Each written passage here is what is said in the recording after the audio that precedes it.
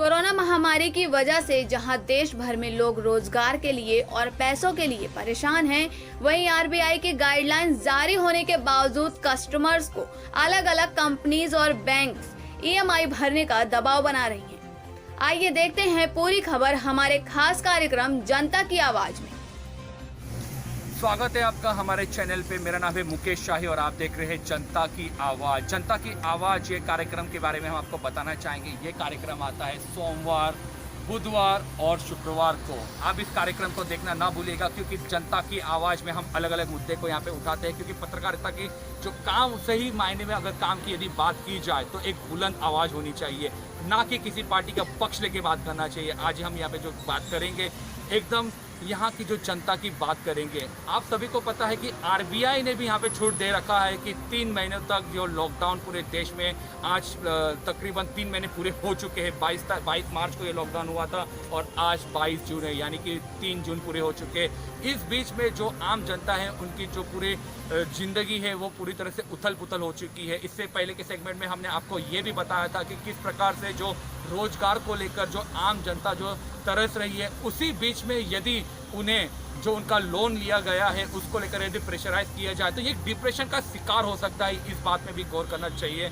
तो आज का जो हमारा मुद्दा है कि जिस प्रकार से जो आम लोगों ने जो लोन लिया रहता है, उन्हें डिफॉल्टर बनने का कोई शौक नहीं होता है, ना उन्हें अपना सिविल खराब करने का कोई शौक होता है। यहाँ पे सिर्फ जो होता है, जो उन्हें जो जिस प्रकार से यहाँ पे जो हफ्ता नहीं भर पाते, उनके पीछे का एक कारण होता है कि उनके पास इस बात में जो आज के समय पे जो लॉकडाउन हुआ है उसके वजह से उनके पास पैसा नहीं है, इस वजह से वो हफ्ता नहीं भर पा रहे हैं। तो आइए ऐसे ही हम यहाँ पे आज खड़े हैं मुंबई के स्पाई गार्डन इलाके में, और हमने यहाँ पे जायजा के दौरान ये पाया कि जनता की आवाज़ में कि कितने सारे लोग ऐसे हैं कि एक लोगों की ये समस्या नहीं, बहुत सारे लोग हैं जहाँ पे ये अपनी बात को रखना चाहते हैं कि उन्हें लोन के लिए जो लोन के जो हफ्ते के लिए यहाँ पे बहुत प्रेशराइज किया जा रहा है। आखिरकार जानते हैं ये पूरा किस्सा है क्या।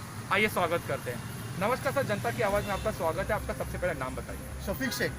शफीक सर, मुझे ये बताइए कि जिस प्रकार से आप अभी जो व्यवसाय कर रहे हो क्या है, पहले वो मुझे बताइए इसकी आप। सर मैं एक्चुअली हूँ ड्राइवर, मैं टी परमिट ड्राइवर हूँ। मेरी गाड़ी को एक समथिंग 3 साल 2 महीना हो गया है जी। चौथे साल दिसंबर में मेरी गाड़ी का ईएमआई ख़त्म होता था जी। लेकिन ये लॉकडाउन के चक्कर में थोड़ा मतलब काम रुक गया है और सब जगह लॉकडाउन लग गया है, तो कंपनी भी सब बंद है। तो हमारी गाड़ियाँ नहीं बोलूँ तो 2.5 से 3 महीने से घर पे खड़ी है जी। गाड़ी का हफ्ता है 14,800 रुपये का जी। तो मेरी सरकार से हाथ जोड़ के विनती ये है कि सरकार हफ्ता तो हम लोग भरेंगे ही, जी। लेकिन जो ऊपर आप लोग जो ब्याज लगा रहे तो उसको हम लोग नहीं भर सकते। क्यों? हम किधर जाने वाले नहीं हैं, हम इधर के रहवासी हैं। और समथिंग मैं एक बात ये बोलना चाहता हूँ सरकार को, जो सरकार जो ये जो टैक्स जो ब्याज लगा रही है, बैंक वाले जो ब्याज लगा रहे हैं, तो सरकार को मैं ये पूछना चाहता हूँ, मेरी टी परमिट गाड़ी है, टी परमिट गाड़ी का मेरा महीने का पेपर वर्कआउट है 40 से 45,000 का मेरा वर्कआउट है पेपर का सिर्फ। तो 3 महीना मैं घर पे बैठा हूँ, वो पेपर का वैल्यू कहाँ गया? अभी मोस्टली नहीं बोलूँ तो दिसंबर में मेरे को 45, 35 का 42 का मेरे को खर्चा आ जाएगा गाड़ी का। वो मैं कहाँ से पे करूँगा? और कौन सी गवर्नमेंट को इसके खाते में 1 रुपया डाल रही है? मुझे आप ये बताइए। अगर गवर्नमेंट अगर हमारे खाते में 1 रुपया भी डाल रही है ना, तो हम घर पे बैठेंगे लॉकडाउन के चक्कर में। लेकिन हमारे घर पे हमारा परिवार है, उसके लिए हमको बाहर निकलना पड़ता है। निकल के हमारी रोजी रोटी मिली तो हमारा घर चलेगा, सबसे बड़ी बात ये। और महीने का ईएमआई तो हम लोग भरेंगे, लेकिन मैं सरकार से हाथ जोड़ के विनती बोलता हूँ कि ऊपर का ब्याज 1 रुपया भी सरकार माफ़ करना चाहिए, क्योंकि सब ड्राइवर लोग की हालत बहुत ख़राब चालू है सर। मेरा कहने का मतलब ये है, कोई इंसान कहाँ परेशान है, कोई इंसान कहाँ परेशान है, ये सरकार को नज़र नहीं आ रहा है। सिर्फ सरकार है ना घुमा रही है, पब्लिक को घुमा रही है। अभी अपने बीच में मोदी जी ने 20 का मुद्दा लाए। अरे मैं बोलता हूँ सर आप लाए बहुत अच्छा है, लेकिन ये गरीब लोग के हक में कौन है? वहाँ बात होती है गरीब लोग के हक में। अमीर लोग को तो अमीर लोग देख रहे, जो गरीब रोड पे पड़े उनको अमीर लोग बांट रहे, दान कर रहे, कुछ ना कुछ कर रहे। तो हमेशा ये मिडिल क्लास ही क्यों फंसती है? वो भी मेरे जैसे इंसान, मेरे जैसे कितने भाई बहन लोग रहेंगे, कितने ड्राइवर लोग रहेंगे मुंबई में, और हम लोग यूपी बिहार से नाही आले। आणि सरळ बोलायला गेलं ना, आम्ही इकडचंच आहे आणि इकडंच राहणार, अजून कुठे जाणार ना शेवटी। आता बरं झालं आमच्यासाठी राजसाहेब उद्धवसाहेब ठाकरे बसले, तर आम्हाला थोडं मनात काय तर वाटतं की बाबा यो माणसं देवासारखे काय तर करणारच आमच्यासाठी. आणि साहेब आमच्यासाठी लई केलंय आणि साहेब अजून करणार. आम्हाला अभिमान आहे साहेबावरती. तर साहेब ड्रायव्हर लोकांना वर लक्ष देणारच देणार बहुतेक, माझं मन बोलतो.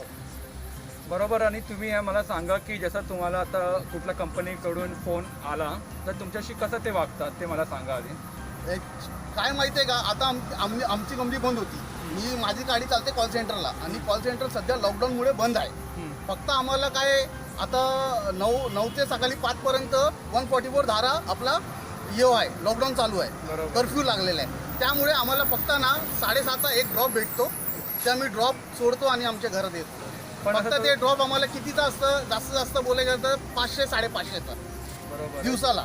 तुमचा मुद्दा आम्ही इथे मांडणार आहे आणि तुम्ही मला हा सांगा की जसं तुम्ही हप्त्याचा मुद्दा इथे केला आहे बरोबर.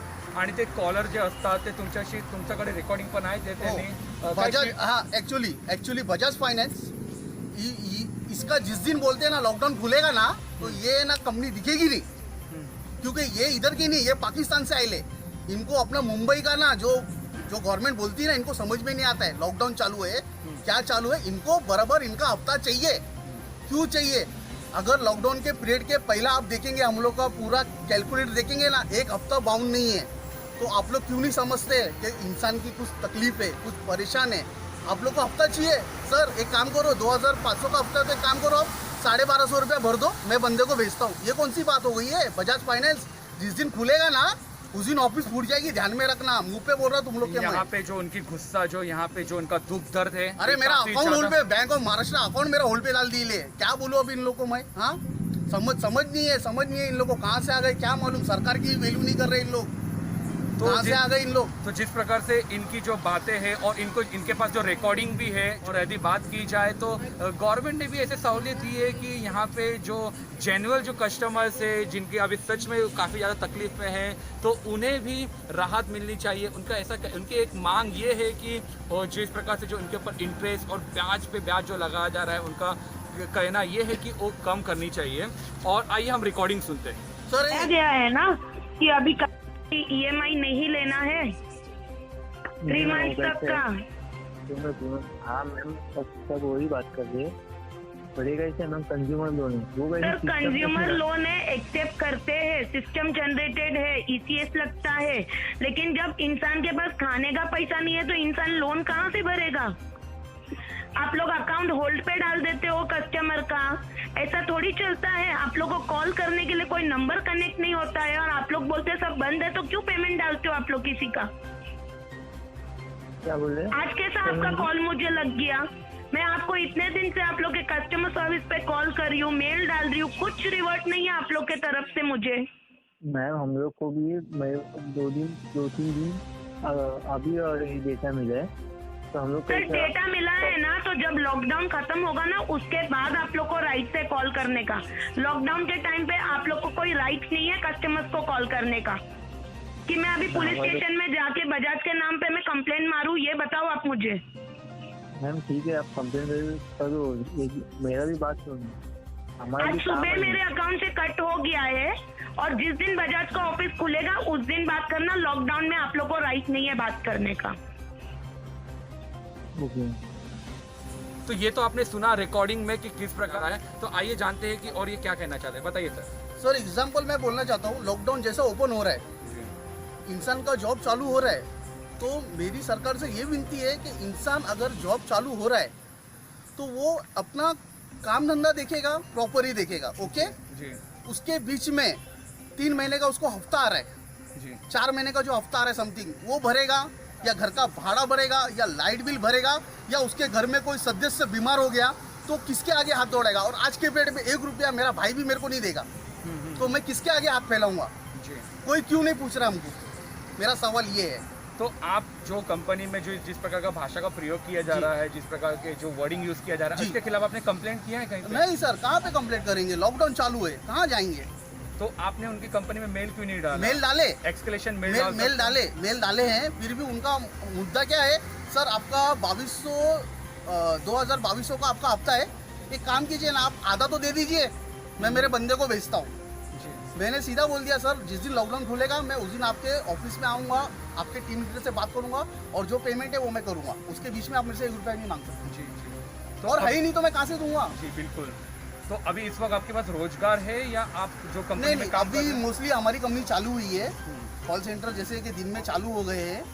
मोस्टली सुबह 9 से शाम को 6:30 बजे हम लोग को ड्रॉप मिलता है, वो हम लोग छोड़ देते हैं। और हम रात को मतलब 7 के बाद बंद ही है, सुबह 6 बजे तक का, क्योंकि अपने इधर 144 की धारा लगी है, ये हिसाब से नाइट में कंपनी नहीं चालू है। जी।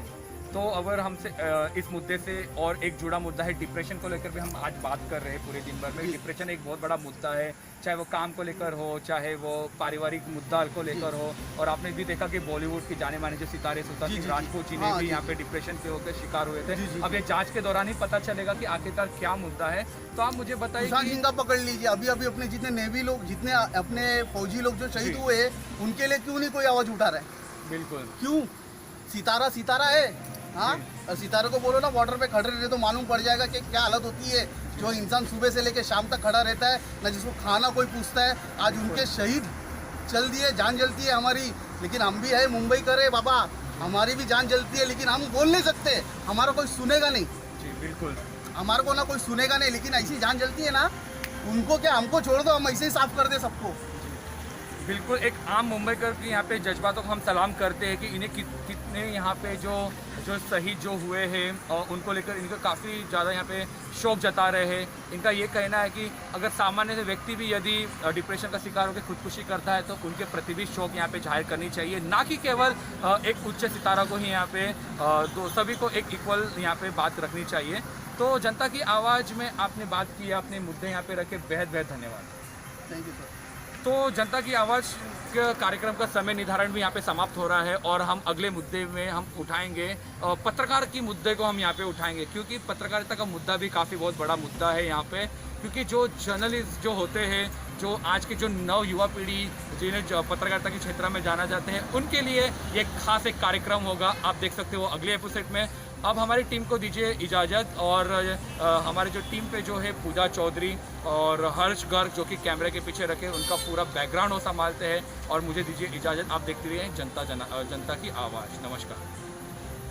अगर आपको हमारा कार्यक्रम पसंद आया हो तो आप कमेंट करें, लाइक करें, हमारे चैनल को सब्सक्राइब करें। अगर आपके क्षेत्र में, आपके राज्य में भी कोई मुद्दा है जिसको लेकर आप हमसे बात करना चाहते हैं तो हम बनेंगे जनता की आवाज।